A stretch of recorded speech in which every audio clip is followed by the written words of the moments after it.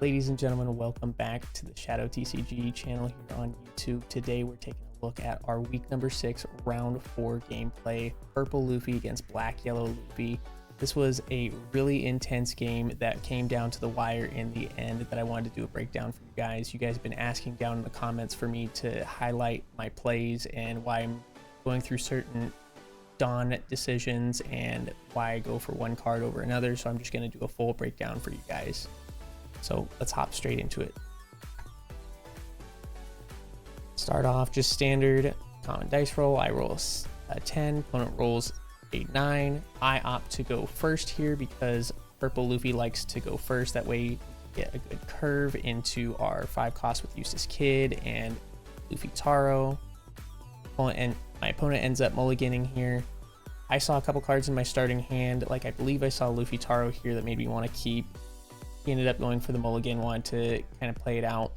He actually thought that he was going first here, so that's why he actually ends up grabbing a Dawn right here. But then I let him know, actually, I'm going first. Then I pass turn, no starting searcher. He goes for his 2 Dawn play, looks at his hand, and does not see anything, so passes back to me. I go into my 3 Dawn turn here. I use my leader ability because we want to get 1 extra Dawn. And I decide I don't want to attack into his leader here because that would help him start using his leader ability quicker. I'll flash that on screen now. Don't have Zoro to search, so I'm just going to play out an Orobi here to have a 4/5 unit just to have something for late game. As we get into the later game against Black Yellow Luffy, we want to have as many bodies as possible. So he's thinking about what he wants to do here. He's just going to go 8 into lead, nothing to really play. I'm going to go ahead and take it. Don't want to use that much counter this early on. He uses a Makino to take 1 of his life. Camera angle for this week was not the best, so you can't really see his life throughout the gameplay, but I'll make sure to make a little note in edit to see how much life he's at. Right now he's at 3 life. Going into my 7 Dawn turn here, I believe. Or 6 Dawn, because I played out Orobi last turn. I'm going to go ahead and tap 5 to play out the Eustace Kid. That way when I use the Luffy Taro, I'll be able to ramp the Dawn back.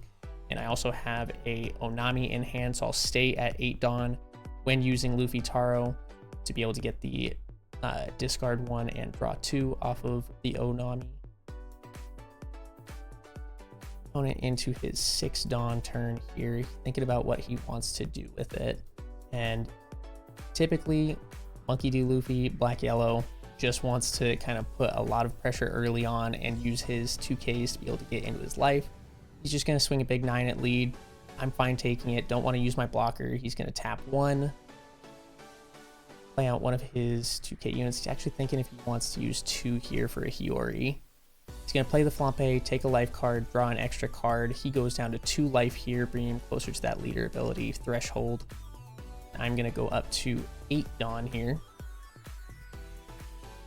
He has 1 Dawn up, so I'm not really sure if there's anything in his deck that he can really play off of it, but I know that my strategy is going to stay pretty typical. Going to go into the Luffy Taro, Dawn -1, play out the Onami and do that play like we just talked about. I'm going to go ahead and pitch a Luffy Taro and thinking about sequencing here, and I choose to use the Eustace Kid, and he's just verifying what I'm doing here. So I pitch 1, draw 2. Him and I got a little mixed up about the sequencing, but we got it all in the end. I use the Searcher event here, and I'm going to go ahead and grab the Usohachi, because I know late game he's going to want to play out a lot of blockers. So that will help in the late game if I have to rest his blocker Sabos to try and push through in the end. Right now, board presence is looking good. It's 2 life to 2 life. He can't quite use leader ability yet. He hasn't been able to get that online, so he is just kind of a vanilla leader right now with no board presence. He's thinking about what he wants to do going into his 8 Dawn turn. There's nothing in the trash, so he can't even go for a Gecko Moria play to try and establish some presence, because it would just come out as a vanilla. So he wants to think about how he could take his last 2 life, so he's going to use the Flampe, grab a life card, and draw 1 more. He's down to 1 life on the side there, and he's just trying to figure out how to turn on his leader ability without putting too much pressure onto himself, leaving himself wide open, because he doesn't have any 5 cost units in trash that he could add to his life. So he decides to just go for a search here. And he He has to take a look back at his hand because he has a lot of cards in hand at this point, and so he's not exactly sure what he needs and what he doesn't. So he's going to grab a baby Luffy, hopefully to set up for a Rocket Luffy, I believe, or potentially set up for the starter deck Luffy to be able to take that last life card.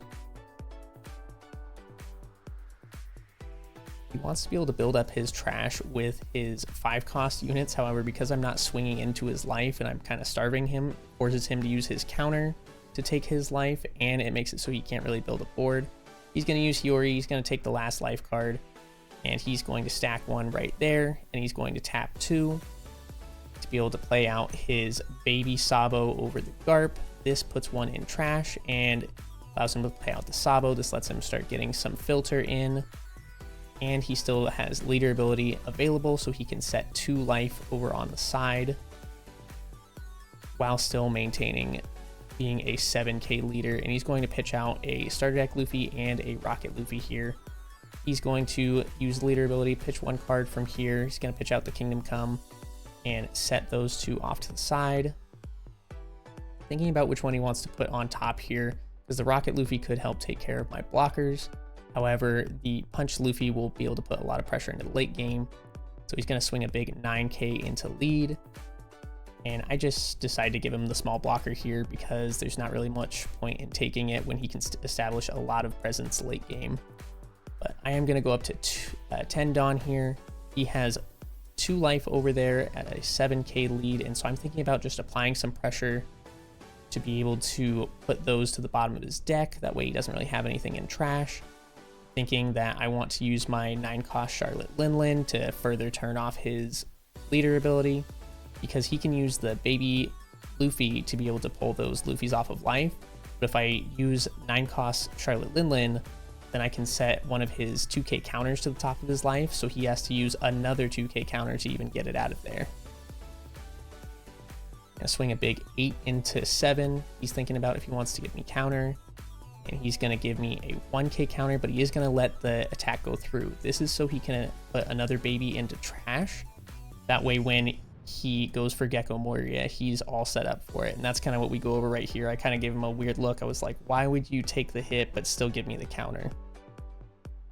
But it's he can set up a Gecko Moria in the following turn, which tells me he has 1 life card. And I kind of want to set up that Charlotte Linlin because then he can't really use the Gecko Moria for any advantage. Especially because he doesn't have any 2Ks in trash like a Flampe or Makino to be able to take that last life card.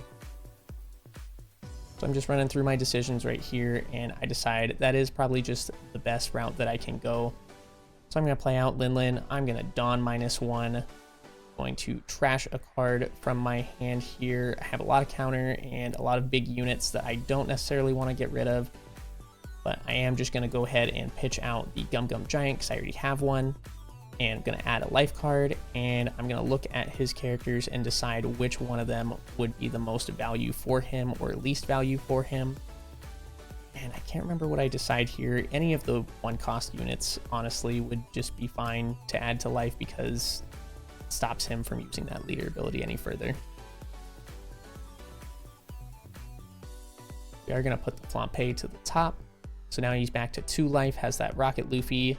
On bottom, I believe I get the 1 Dawn from my Eustace Kid since I did Dawn minus, and I'm just going to pass over the turn. No point in attacking with my blocker at this point. I'm just going to maintain the Dawn advantage with Gum Gum Giant in hand and force him into a rough situation because he has to do a couple weird plays if he wants to be able to use Gecko Moria. If he uses Moria here, he would not be able to use his leader ability and would not be able to rearrange his life at all because he doesn't have any of his Flampes or Hioris in trash.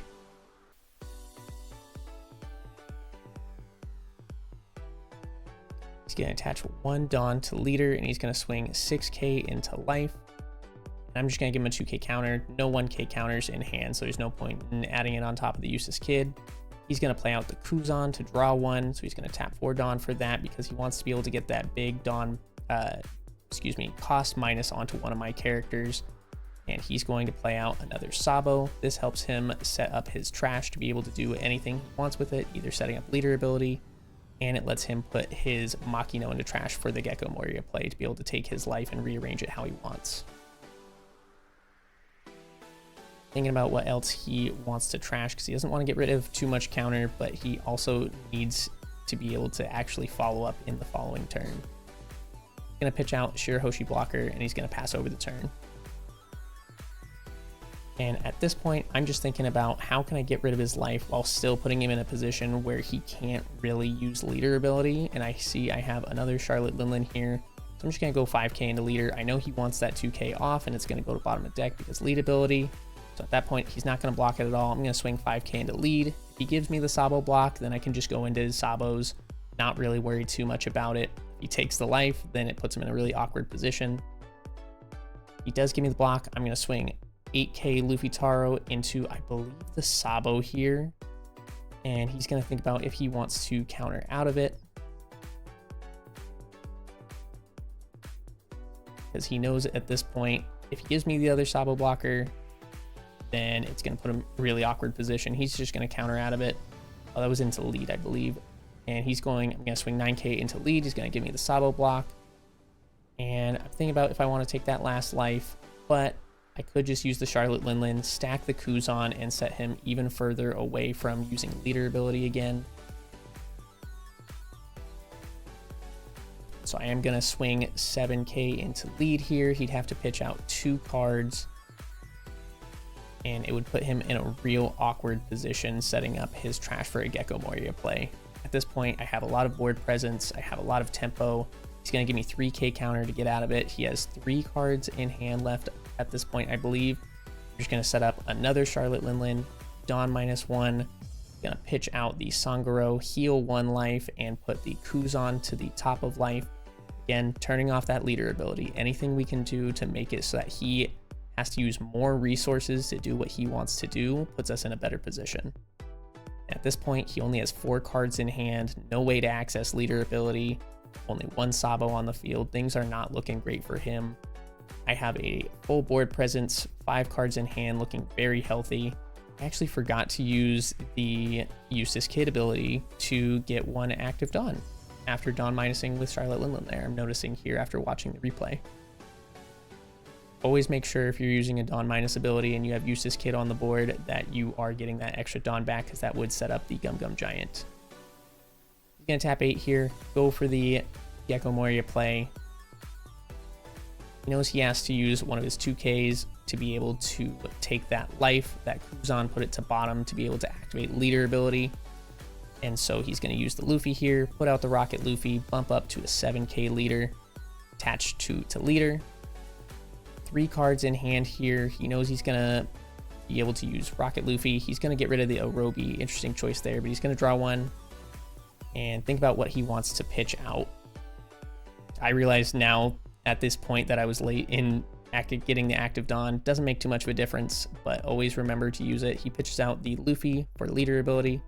He's going to stack 2 to life here. I don't remember which 2 it was. I wish the camera angle was better this week, but we'll get back to it next week. I had to sit in a weird spot.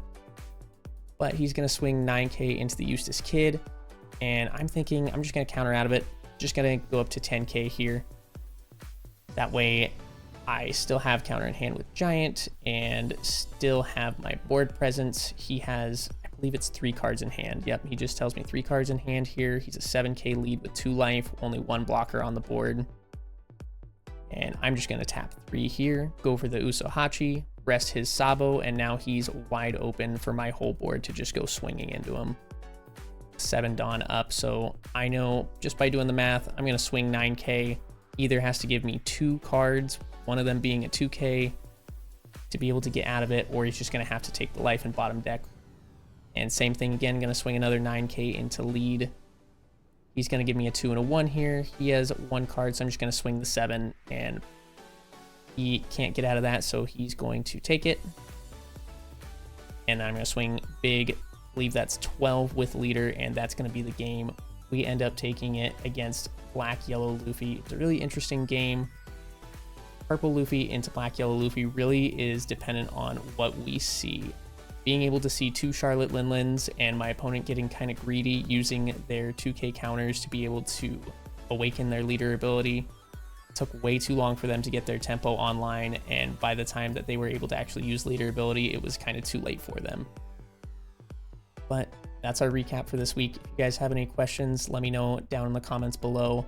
Drop a like on the video if you enjoyed and want to see more of this type of content, and we'll see you guys next week for our next episode of Budget Pirate Progression Series.